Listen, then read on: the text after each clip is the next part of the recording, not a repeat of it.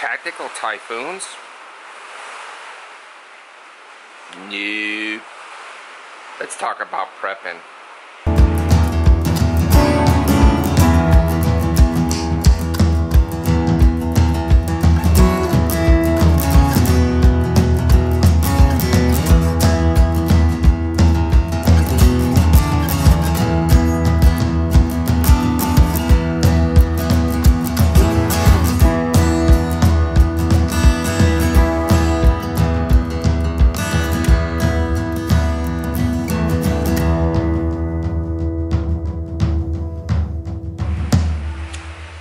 I'm Johnny Warrior. This is Tactical and Outdoors International. Yes. So you can hear the wind. Can you? I am in the northern Philippines in a typhoon. And I understand that, you know, a lot of the times we talk about the tactical aspects of being ready and being prepared, as well as what we need as far as bushcraft skills or sustainability skills. But sometimes what we just need to discuss is darn right, raw, down to the earth prepping. And what it takes in order to prepare against the most likely scenarios, such as natural disaster, rather than the man-made kind, and what needs to be done. That's what we're going to talk about today. So exactly what has happened is, this one's called Typhoon YouTube. And it made groundfall a little earlier this morning. I want to say probably around 6 a.m. It's closer to 9 a.m. here. Got in, and the eye is just north of where I'm at in northern Luzon. So, I mean, the event itself is only going to be about 6 to 8 hours. But it is a high wind, high rain event. And a lot of times when we talk about prepping or we talk about preparedness, what we're discussing is long-term egress or a bug-in scenario where we're talking about the long-term. Here, in some of my past videos, you have heard me discuss the difference between the 72-hour scenario versus your long-term, okay? And the big difference is even in your kits when you start to talk about that. Well, in a 72-hour scenario, which is, this is what would fit, is a natural disaster, is everything that you need for some key topics, and we're going to go through each one of those in this video, is what you would need in order to ensure that your survivability, and you're not really worrying about comfort, but your, you know, ability to maintain a presence until relief comes. Maintain a presence until, you know, the situation is corrected, or maintain presence for rescue if it totally degrades. So that's what your 72-hour kit needs to cover when we're talking about natural disasters. Now, there's a lot of good ones out there on the market right now. ARC, they have a good one that's really focused towards couples and families. They cover pretty much everything that you need in the categories that we're going to discuss. You can make your own. Nowadays, I think that they're getting so cheap that it may, that the cost point, break point on them may be a washout, and you know, the quality of some of the materials that are in them are just as good as what you're going to try to seek out on yourself. So, or you could just buy one of the prepackaged ones and add to it the small little nuances that you need. I've done that in the past. Woodsman makes a really good individual egress that comes in a pack. I found it a little in need in a few things. I added a few things to it and made a really great 72-hour kit. Content. What do you need in your 72-hour kit? Well, topics that you really need to be concerned about are slightly different, and there's some more concentration, specifically in sanitation, than you would in your egress. Most of the time, a 72-hour kit is a stand-in-place, so sanitation over a short to mid-term scenario is key. there's been some good casework coming out of Venezuela back in the early 2000s when they had their financial crash, kind of showing some of the results. Well, when was it? Like 2009, I think, is when their issues, their political unrest and their financial crashes came. But it showed that one of the key things was disease. And those disease was based a lot on sanitation, or people not knowing how to deal in sanitation. And that's critical. You know, I mean, if you're in a scenario where you don't have electricity or running water for a week, you know, 7 to 14 days, that's most incubation periods for a lot of bacterial diseases and some viral diseases, along with vector-borne diseases coming in, and they can actually put a pretty good, a high morbidity rate on a demographic or a population. So it's imperative that you think about sanitation. This includes, you know, you having 5-gallon buckets and bucket liners, and the ability to have a shovel, and the ability to be able to contain wastes. Human waste is the key to controlling human waste, is a key to keeping top-line sanitation. So, you know, you don't want to sit there crapping and urinating in a toilet that isn't have the ability to flush. And if you don't have water to be able to drain that, you need to be going outdoors and using like cap holes or trenches or whatever, so that you can contain it, bury it, and start anew when things are really bad and when things need to be contained. That's some of the things that you need to look up, study, and realize. You know, you don't always need toilet paper. A lot of cultures use water, but when potable water or water is a commodity, you need to go ahead and turn to toilet paper, biodegradable toilet paper or wipes or something like that, where you're able to keep yourself clean. Which brings us into cleanliness, right? This is all part of sanitation, body cleanliness, making sure you're at least field showering twice a day. Field showering is hitting pretty much where bacteria grows in your groin area, feet, armpits, around the neck, ensuring that you're washing your hair regularly. That's going to help control things like lice or other mites, anything like that, is washing your hair. That turns into vectors, right? And sanitation, ensuring that your food stores and food wastes are placed in a situation where you're not getting mice or rodent infestations, along with roaches or flies or anything else is key. So you've got to be able to control it. If you have perished food items that you're no longer eating, you need to remove them and place them far away from your living space, so that you're not being invaded by creepy crawlies and critters. That's part of that sanitation as well. So having the, you know, trash bags, Ziploc bags, all these key container items, you know, you should, all your dry stores for a 72-hour, it would be wise to go ahead and store them in Mylar bags packed into 5-gallon or 5-gallon pails that have the gamma lids on them.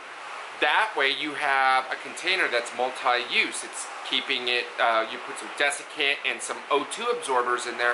It helps the longevity of what the dry store is, but also that container comes into play later on when you're doing, you know, containment of human waste, or, you know, your water's not running anymore. You can't keep, you know, doing your duty in your toilet in the house. You take a 5-gallon container with a liner out in the yard with a seat, and you do your duty out there, and then you bury it as it fills at the end of the day. You have to do that. I know it's things that we don't think about, but it's imperative. Other things in your your kit. Keeping your 72-hour kit portable is key. You're going to want one both in your vehicle, because sometimes, you know, we're in our vehicles when things happen. You're going to also want a dry storage container with that 72-hour kit here in your home. It's imperative that you have batteries for candling. You know, just like in Bushcraft, our 5Cs still come into play. So batteries and flashlights, along with candles, There's 48 and 72 hour burn candles that are amazing. You want to have some type of portable food. I hate them, but those rations, the emergency SOS rations, it's like a compressed oatmeal bar. They're nasty, but they do have caloric value and they're extremely portable. I keep them and put them as primary. They're shelf stable forever. Also, you want to ensure that you have packaged water. That'll be your last resort because you want that as a mobile source if you have to move out. I mean, if we're in a flood zone here, right? And I got to egress a family to a evacuation center. You cannot, especially living abroad like I do, you cannot depend on the local emergency system to have enough food and potable water for everybody that's there. They'll give you the shelter. You might get a blanket. Doesn't necessarily mean that you're going to get the food and water that you think you're going to get. So bringing those kits along is imperative. It should be part of your egress plan. Making sure that you have containers when you do come across water or rainwater or anything. Now here in the Philippines, the rainwater, collection of the rainwater is good, but it's high in nitrates and phosphates, so it still needs to be purified and should not be drinking or consumed without purifying it. A quick roll boil will be fine enough on a lot of that. But you know, I have Sawyer systems where when I have the water available, I can put them through those micropore filtration systems, and I get, you know, it pulls a lot of the suspensions and some of I want to say metals, but it doesn't pull heavy metals and chemicals out, but some of those minerals, right, out of the water. So it lowers the turbidity of the water and clarifies the water, which is a good thing, right? So that's something else that you want to consider. You want to make sure that you have good filtration and ways of making water potable. Containers, making sure you have containers. I have several types in mind. I have in my 72 hour here, it's more like I use camp style containers, camp style storage, because it's a bigger unit. It doesn't need, it's mobile, but it's not something that I can take parts out. It's something I can take parts out of and move with me. So I have a very large family camp set that I can use to boil water, cook, everything else. Now I have a gas that I use in-house, and I have a stove outside, so everything's on propane, large propane bottles. So I make sure that I have enough propane at all times. I have at least one full tank on top of the one that I'm using, and I rotate that stuff out. Water, you got to make sure you have enough water. Yes. Potable water is a huge issue here in the Philippines. It's a huge issue worldwide right now, believe it or not, is having, you know, water that's potable and does not communicate disease. The communicability of diseases, waterborne diseases, is based on the potability or purification factors of the water. So, no matter what, you know, even out of my well, if I have a flood, all that surface grime is flushed into the well waters, and I need to make sure that I'm boiling the water for some time coming out of the well. My water here has a lot of phosphates. We don't drink it anyway. Yeah, it has sulfur and phosphates in it because I'm on a volcanic island. It happens. But also the rice fields and the fertilizers wash into the water, so that's mainly for washing your nasty ass and your clothes and everything else. So we've got to purify our water. Now, my long-term plan is I want a Berkeley. Yes, I really want a Berkeley. I'm using Sawyers right now. We have these Roku units that you can go and buy water at here in the Philippines, so it's really, really cheap right now. It's more cost effective for me to continue to keep my water reserves and purchasing them out here locally, unlike a lot of countries. One day, when I don't own this house, I rent this house, but we're going to build a house, and I will have a water purification system built into my inline water system into the house. What'll happen there is I'll have a well where my water goes into a tank, and off the tank it goes through a water purification system before it hits the pipes. A lot of that has to do with the fact that the scale and the residual ruins the pipes, as well as I would love to have potable water coming out of my faucets. There are cities here in the Philippines that say the water is potable. I beg to differ. So it's just best, you know, to have a plan in place, especially when living abroad. And it's easy for me now because I have to continually think about it. When I'm in the United States, you keep forgetting about it. And hey, the water's right there on demand, right? Well, when it's cut off, what are you going to do? And in these typhoons, like in Florida, and the water gets cut off, the electricity gets cut off, you're isolated, you need to have those kits and things in play in order to do it. Which brings me into some of the other things that we need to have, right? It would probably be smart to have a fire making kit, because you will have to probably use an outside fire source in order to cook or purify or whatever. Warm water up for baths, etc. I would also cordage, which is, you know, some rope, line, you know, 550 cord, whatever it is that you need to do, ensuring that's in there. But an extensive first aid kit's pretty smart too. Also a map of the area. You want a map of the area.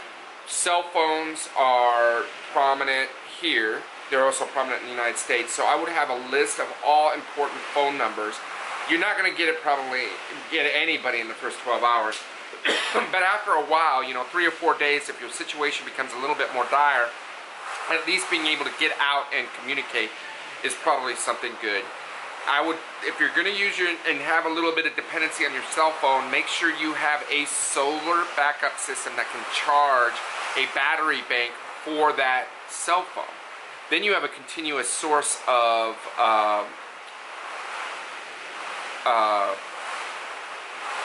power to ensure that your cell phone is going to have the longevity once everything does come back online.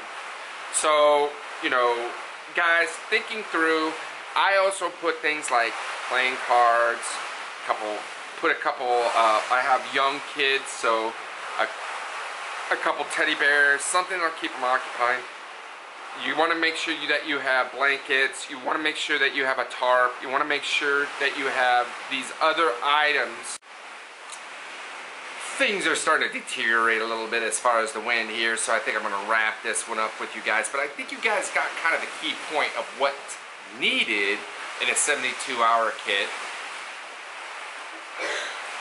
right? Keeping the concept, you need to keep, like I was just saying though, you got to keep things also, if you're dealing with kids, that in certain aspects of comfort or entertainment or something like that, to keep everybody calm. That's a key thing, because the minute they can become idle, they become bored, it gets really, really ridiculous. Alright? Alright, I'm John, your warrior for Tactics and Outdoors International. Peace.